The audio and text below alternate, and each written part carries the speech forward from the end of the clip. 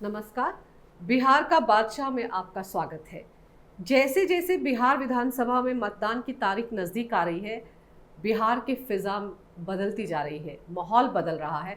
कुछ ऐसी खबरें सामने आ रही हैं जिनसे ये एहसास हो रहा है कि कहीं ना कहीं लोगों के मन में नीतीश सरकार को लेकर काफ़ी गुस्सा है और महागठबंधन के लिए अच्छे संकेत देखने को मिल रहे हैं, क्योंकि कहा जा रहा है कि महागठबंधन तेज़ी से आगे बढ़ रहा है।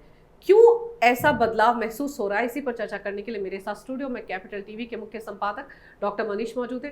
डॉक्टर मनीष, बहुत बहुत स्वागत है आपका। धन्यवाद।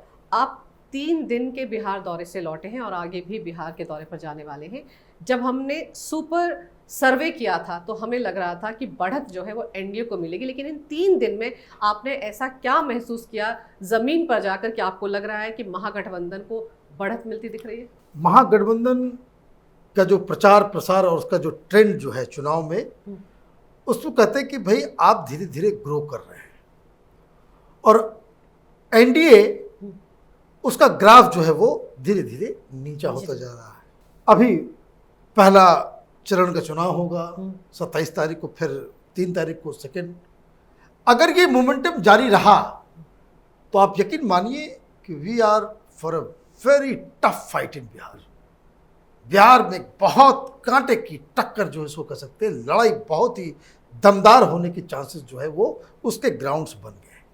मैं आपको एक बात बता दूं, आगे मैं बताऊंगा वहाँ ग्राउंड में मैं क्या महसूस किया, वहाँ क्या नज़र आ रहा है, लेकिन उससे पहले एक बेसिक चीज़ समझ लीजिए। चुनाव कभी भी आसान नहीं होता। बिल्कुल। कोई भी चुनाव में कोई आदमी इस तरह से प्रिडिक्ट नहीं कर सकता कि भाई ये है, वो उसका जीत जो है श्योर है, क्योंकि ग्राउंड पे अलग अलग कंस्टिट्यूंसी में अलग अलग उम्मीदवार अपने अपने हिसाब से जो प्रचार प्रसार और जो रिसोर्सेज का इस्तेमाल करते हैं, उससे बहुत सारी चीज़ें बदल जाती हैं। अब कंफ्यूजन क्या हो रहा है, देखिए एनडीए का ग्राफ तो वो खिसकता नजर आ रहा है ग्राउंड में, इसमें कोई डाउट नहीं है, लेकिन इसके लिए जिम्मेदार जो है वो नीतीश कुमार ज्यादा है। बिहार के मुख्यमंत्री तो भाई वही हैं अभी। तो जिससे आप बात करेंगे वो लोग कहते हैं कि भाई नीतीश कुमार का जो है वो थोड़ा सा जो है इस बार वो डाउन जा रहा है। लेकिन मैं आपको बता दूं, नीतीश कुमार, ये बात सही है कि भाई अभी थोड़ा सा जो एंटी इनकम्बेंसी जो है वो ग्राउंड में नजर आ रहा है, लेकिन नीतीश कुमार वो शख्स है और उनके पास वो काबिलियत है और उनकी जो इमेज है वो बहुत ही रॉक सॉलिड है। और इसलिए चुनाव के इस अभी तो शुरुआत, प्रचार प्रसार का शुरुआती दौर है, तो इसमें वो तो कुछ झटके खा रहे हैं। पॉपुलैरिटी जैसे पिछली बार थी वो इस बार तो नहीं नजर आ रहा, लेकिन फिर भी he will able to sail through, क्योंकि इनके अपोजिट में जो लोग हैं वो इनके टक्कर में, उनके मुकाबले में, अब मैं आपको बता दूं एकदम दो टूक बात कि लोग नीतीश से नाराज तो हैं, इस वजह से थोड़ा सा ग्राफ डाउन जा रहा है, लेकिन कोई ये नहीं चाहता कि तेजस्वी यादव मुख्यमंत्री बने। लेकिन तेजस्वी यादव की जो रैलीज हैं आप देखिए ना, उनमें तो बहुत जन सैलाब उमड़ रहा है। वो क्या देखिए आरजेडी एक वहाँ की जिसको कह सकते हैं कि बहुत बड़ी पार्टी है, और ये गलत नहीं कहना होगा कि वो सबसे बड़ी पार्टी है। मुस्लिम वोटर्स इंटैक्ट है, यादव वोटर्स इंटैक्ट है, तो ये एक जिसको कह सकते हैं कि जो उनकी जो राजनीति चलते चली आ रही थी तो वो अभी भी बरकरार है। और रैलियों से आप माने वोटिंग क्या हो रहा है, पब्लिक मूड, वो उसका असर तो जरूर पड़ता है, लेकिन वो सब कुछ वही है, वो इम्पोर्टेंट नहीं। लेकिन उसमें है क्या कि कंफ्यूजन एक दूसरे स्तर पे चल रहा है। जो सबसे बड़ी दिक्कत जो बीजेपी और एनडीए को है वहां पे, कि एक इनके साथ जो गठबंधन में था एलजेपी, वो हर जगह बागी खड़ा कर दिया है, हर जगह बागी उम्मीदवार है उसके। बीजेपी के खिलाफ भी खड़े कर दिए, वो सब जगह खड़े कर रहा है। और किसको खड़ा कर रहा है वो, कि 2 साल पहले बीजेपी ने ये तैयारी कर रखी थी कि हर कंस्टिट्यूंसी में वो एक चेहरा रखेंगे। ये तैयारी वो हर बूथ पे वो लोग तैयार थे कि कहीं अगर गठबंधन नहीं होता है, कहीं अकेले लड़ना पड़े तो जो उम्मीदवार तय किए थे। अब है क्या कि अब एनडीए आ गया, तो कहीं पे वीआईपी पार्टी को दिया गया है, तो कहीं पे जेडीयू को दिया गया है, कहीं पे हम दिया गया है। अब जेडीयू जहां जहां से लड़ रही है, जहां जहां से बीजेपी लड़ रही है, वहां पे एलजेपी ने ज्यादातर उसी तरह के उम्मीदवार को दिया है जो बीजेपी की तरफ से लड़ने के लिए सबसे प्रबल उम्मीदवार था। उसी को ही चिराग पासवान ने टिकट दे दिया। और चिराग पासवान ने टिकट दे दिया। और मैं आपको बता दूं, इसमें बहुत, ये इसके लिए अलग मैं वीडियो बनाऊंगा कि हर पार्टी ने किस तरह से बिहार के चुनाव में गंदगी की सारी सीमाएं इन लोगों ने टिकट वितरण में पार कर दी। सारी पॉलिटिकल पार्टीज, इसमें कोई अपवाद नहीं है, मैं फिर से कह रहा हूं, कोई अपवाद नहीं है। सारे कुकर्म सारी पॉलिटिकल पार्टीज ने कर डाले वहां पे टिकट वितरण के लिए। अब उस तरह से चुनाव, अब क्या कहा जाए, अब तो गेम, अब रूल ऑफ द गेम ही वैसा उन लोगों ने बना दिया, तो कोई पीछे क्यों रहे। तो इसलिए ज्यादा से ज्यादा एलजेपी ने भी टिकट जो है दिए और सारे लोगों को खड़ा किया। अब कंफ्यूजन ये हो रहा है कि नेता पहले बीजेपी में था, वो एलजेपी से लड़ रहा है। तो लोग वोट किसको दे, किस चुनाव चिन्ह पर बटन दबाएं। फिर एनडीए में वो लोग आ गए जो पिछली बार वो उधर थे। जेडीयू भी उधर था। तो बीजेपी के वोटर भी कंफ्यूज हो जा रहे कि भाई एक बार तय कर लो कि भाई कौन दुश्मन है और कौन दोस्त है। लेकिन ये भी कहा जाता है कि राजनीति में परमानेंट दोस्त और दुश्मन कोई नहीं है। वो तो राजनीतिज्ञों के लिए है। हाँ, ये बेचारी ये जनता ने क्या कसूर किया है जिसको हर बार जो है वो पहचानना पड़ेगा ये हमारा है, बहुत वक्त लग जाएगा, ये हमारा नहीं है। ये तो पिछले बार वो वीआईपी पार्टी वो उधर था महागठबंधन में, लोकसभा में वो कितना घालमेल है। अब देखिए वो उसके उम्मीदवार यहाँ, तो कहने का मतलब ये है। और इसलिए ये कंफ्यूजन की स्थिति तो एक बनी हुई है।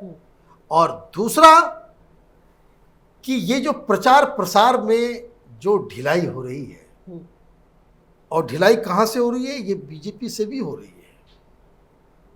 क्योंकि उनको अगर सरकार बनानी है, बिहार में कुछ करना है, तो उनको अपनी सीट के अलावा उनको ये भी इंश्योर करना पड़ेगा कि वो जेडीयू या फिर वीआईपी या हम, इन सब के जो उम्मीदवार हैं उनके पीछे खड़ा होना पड़ेगा।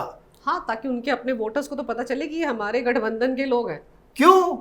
क्योंकि मैं आपको बता दूं, एक मैं प्रेडिक्शन, अगर बहुमत नहीं आया, अगर बीजेपी को यह लग रहा है कि भाई वो सबसे बड़ी पार्टी बन गई और बहुमत नहीं आ पाया, हम खुदा ना खास्ते, तो ये सारे लोग एक साइड चले जाएंगे, बीजेपी फिर अकेली पड़ जाएगी, महाराष्ट्र फिर से रिपीट हो जाएगा। तो ये बीजेपी की तरफ से भी एक कंफ्यूजन की स्थिति कि बीजेपी के वर्कर, आरएसएस के लोग जेडीयू या हम या फिर वीआईपी के लिए उस तरह से जोर लगा करके काम नहीं कर रहे हैं, और ये ग्राउंड में परिलक्षित हो रहा है। इस वजह से कंफ्यूजन। तो आपने जो सवाल किया कि किस वजहों से वहां पे जो एक ट्रेंड जो नया दिखने को मिल रहा है कि महागठबंधन जमीन गेन कर रही है और जो एनडीए जो है वो जमीन लूज करता चला जा रहा है, उसकी एक वजह नीतीश कुमार का जो पर्सनल ग्राफ वो डाउन हो रहा है, और दूसरा बीजेपी संघ और जो स्ट्रक्चर्ड पार्टी है, इन लोगों के जो कार्यकर्ता हैं, जो एक्टिव लोग हैं, वो महागठबंधन के कैंडिडेट के साथ पूरी तरीके से खड़े नजर नहीं आ रहे हैं। लेकिन ये बताइए कि क्योंकि 3 दिन आपका प्रवास रहा है वहाँ पर, आपको क्या लगता है सुशांत सिंह राजपूत का मुद्दा लोगों के दिलों में है? क्या उसी वजह से नाराजगी है नीतीश कुमार से, या कोरोना से कैसे निपटे या बाढ़ से कैसे निपटे, ये सारे मुद्दे लोगों के जहन में हैं? देखिए, कोरोना को लेकर के तो ज़्यादा चिंता मुझे ग्राउंड में नज़र नहीं आया। लोगों को वहाँ पे मास्क वास्क भी लोग नहीं पहन रहे हैं और खुले रूप से वो घूम रहे हैं, और केसेस भी कम आ रहे हैं, ऐसा नहीं, रैलीज में भी हमने देखा। हाँ, वहाँ केसेस भी कम आ रहे हैं, पता नहीं क्या है उसकी वजह, लेकिन केसेस जो है बहुत ही अचानक से वो ड्रॉप हुए बिहार के अंदर। हमने बहुत सारे जगहों पे, मैंने वहाँ पे गुजरते हुए देखते हुए कि जो रेट ऑफ डेथ है वो नॉर्मल के जैसे आम दिनों में होता है वो वैसे ही नज़र आ रहा था। कई नदियों के किनारे हम वहाँ पे गए भी थे, तो वहाँ पे जो ऐसा नहीं कि वो अंबार लगा हुआ है। तो ये तो एक अलग कहानी है, कोरोना तो नहीं है। लेकिन सुशांत सिंह राजपूत का केस अर्बन इलाकों में, खास करके बीजेपी के वोटर्स के महिलाओं में बहुत ज़्यादा प्रबल है। It's going to be a factor.